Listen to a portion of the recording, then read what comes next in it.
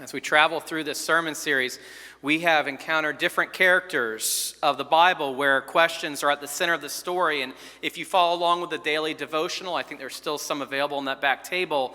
The writers of this series have used art to help us to re-examine these stories. The art cautions us against describing blindness as an inherent deficiency or using metaphors that cast it as a problem, malady, and affliction that must be solved, healed, and fixed. That's often what we do, just like the Pharisees who encountered the blind man as asking, "Who sinned?" Well, in her artist statement that goes along with this image here, Reverend Gwen Garrity writes, "I wonder what this story would look like had better questions been asked.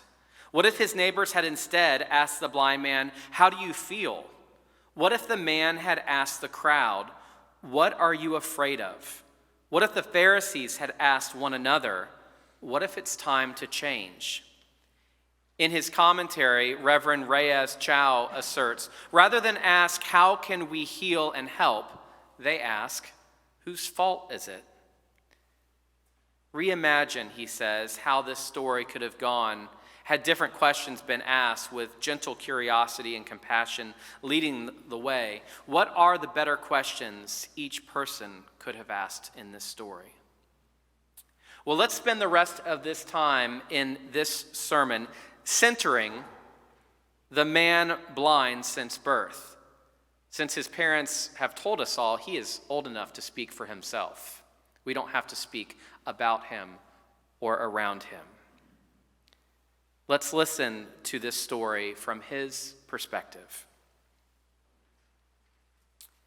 My name is Joseph.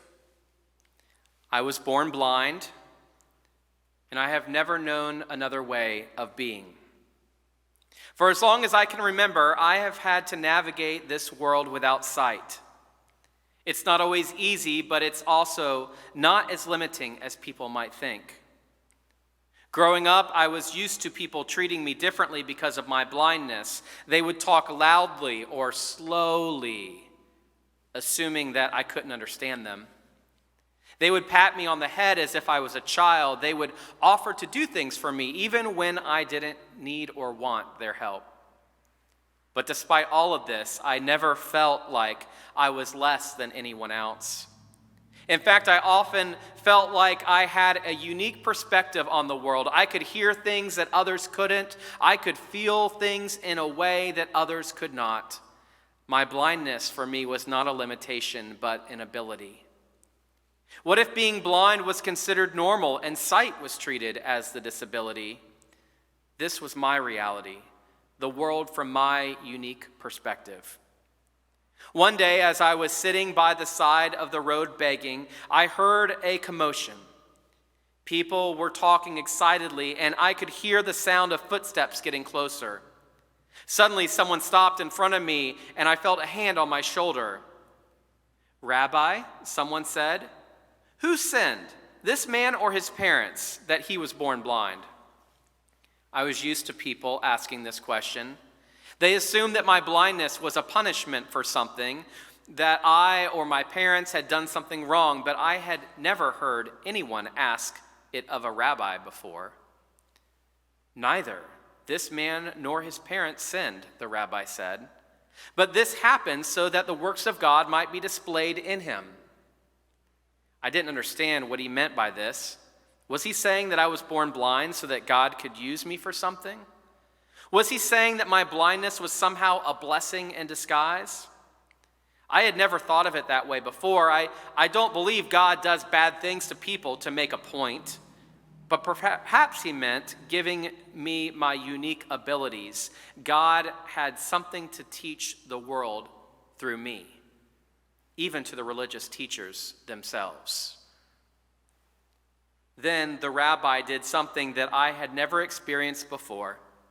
He spat on the ground and made some mud with the saliva. Then he put the mud on my eyes and told me to go wash in the pool. I was hesitant at first. I had never seen this pool of Siloam. I didn't know how to get there, but something in the rabbi's voice told me to trust him. So I just started to walk. As I made my way to the pool, I could hear people whispering and pointing at me. They were amazed that I was walking on my own without anyone leading me. They were amazed that I was even attempting to find this pool. When I finally reached the pool, I washed my eyes as the rabbi had instructed, and then something amazing happened. I opened my eyes and I could see. At first, everything was blurry and confusing. I had never seen colors before, and everything was so bright and overwhelming. But as I looked around, I started to make sense of what I was seeing. I saw people's faces for the first time, and I could see their expressions and emotions. I saw the sky and the trees and the buildings, and I could see their shapes and their textures. I saw the water in the pool, and I could see the way that it rippled and reflected in the light. But even as I was marveling at my new ability to see, I also started to realize the limitations of sight. Yes, it allowed me to see things that I had never seen before, but it also made me more vulnerable to the judgments and biases of others. I saw their finger pointing. It made me more aware of my own body and the ways in which it didn't fit the norm. As I made my way back to my community, I could feel the stares and the whispers of the people around me. They were amazed that I could see, but they were also skeptical. Some of them accused me of lying, while others said I must be possessed by a demon, or maybe I was a different person altogether. You see, they didn't even recognize me unless I was the blind man since birth, as they had labeled me. I didn't know how to make sense of it all. I had never experienced this kind of attention before, and I didn't know how to navigate it. But one thing was clear to me. My sight had not solved my problems. If anything, it had created new ones. When I finally made it back to my home, my parents were overjoyed to see me as I looked at them, and I could see the lines in their faces and the worry in their eyes. They had spent their whole lives taking care of me, and now that I could see that part of them didn't know what their role in my life was anymore. As the days went on, I started to realize that my newfound sight was not just a physical ability, but also a social and political one. People started to treat me differently because of it. They assumed that I was now normal and that I could do things that I had never been able to do before. They assumed that I had no need for the support of community that had sustained me my whole life. My sight had not erased the experiences and knowledge that I had gained as a blind person. It had not erased the bonds and connections that I had forged with others who shared my experiences. It had not erased the challenges and struggles that I had faced, and it had not erased the resilience and strength that I had developed as a result. In fact, I realized that my sight had actually given me a new perspective on these things. I could now see the ways in which society was structured to exclude and marginalize people who were like me. I could see the ways in which people made assumptions about others based on their physical abilities or disabilities. I could see the ways in which people's biases and prejudices shaped the way they interacted with others. And I realized that I had a responsibility to use my newfound sight to challenge and disrupt these structures and biases. I had a responsibility to speak out against ableist language and bias, and to advocate for the rights and dignity of all people, regardless of their physical abilities or disabilities. I knew that this would not be easy. People would not always want to hear what I had to say. They would not always want to confront their own biases or prejudices. But I also knew that this was the work that I was meant to do. This was the work that God had called me to, and I was ready to do it. As I reflect back on my journey, I realized that my sight was not a miracle in the sense that it erased all my problems and challenges. It was a miracle in the sense that it gave me a new way of seeing the world and my place in it. It gave me a new way of understanding my own experiences and the experiences of others. And it gave me a new sense and purpose and calling. I am Joseph, and I am no longer just the man who was blind. I am a person with unique perspective and a voice that needs to be heard, and I will use that voice to challenge and disrupt the ableist biases and structures that exist in our society and to advocate for a world where people are valued and included.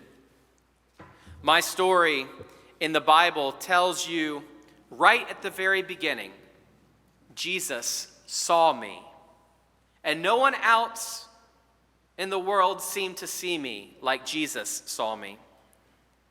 They saw an object that was contaminated, burdensome, expendable. In my community's calculus of human worth, I barely registered. He's not a human being, he's blindness. Which is why when I was given sight, my own townspeople, the people I had lived and worshiped with for years, they didn't even recognize me. They don't know how to see me without my disability.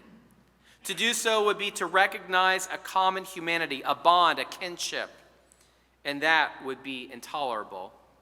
So, of course, when I show up at the temple healed and whole, my community rallies to discredit me, to restore order, reestablish the social hierarchy, and reinforce the status quo. But why? Why does the community feel such an urgent need to silence me? I wonder if the core reason is fear. A fear so primal, so deep, it drives away all compassion, all empathy, all tenderness, all sense of kinship.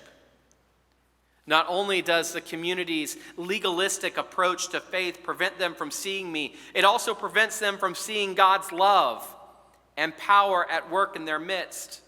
No one in this story, no one, read it again, rejoices when I was given sight.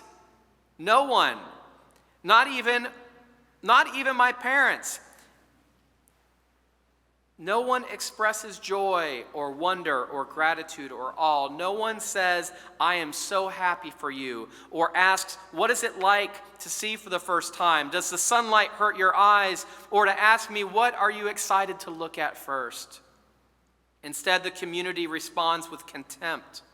Its need to preserve its own sense of righteousness, more important than celebrating a fellow human being's restoration. This suggests to me something I learned in my blindness, that vulnerability, softness, curiosity, and openness are essential to really seeing something. Jesus' true identity eludes just about everyone until after the resurrection. Even his disciples struggled to understand who and what their teacher is. Most of the people who encounter Jesus are too busy seeing what they want to see. A magician, a heretic, a political military leader, a carpenter's son, a wise man, a phony, a clerical threat. Too busy of them are too busy seeing that to notice what I, the blind man, free of all such filters, discerns at the end of the story. Ironically, I, the person blind since birth, alone, sees Jesus as the Son of God and calls him Lord. It has been said by many a theologian that this is one of the rare and beautiful moments in the Gospels where Jesus himself is truly seen. I, the man born blind since birth, sees Jesus as holy and purely as Jesus sees me. The gaze and the recognition in this story are mutual. Because I have no preconceptions, because the spiritual ground I stand on is soft and supple, I am able to see God for who God is. That, my friends, is my gift to the world. We all have the choice daily to see or to turn away. Will we allow the ground we stand on to remain pliable, or will we harden our stance and refuse to grow and to change? During these hard days, who are the people we might render invisible with our cherished theologies, our dogmatic political views, our legalistic approaches to justice, fairness, generosity, and sympathy? Who might we deem expendable during this season of fear? Whose joys will we be unwilling to celebrate because we're so busy hoarding our own? Will we be flexible to the ways we extend love across distances, or will we hunker down in fear and suspicion?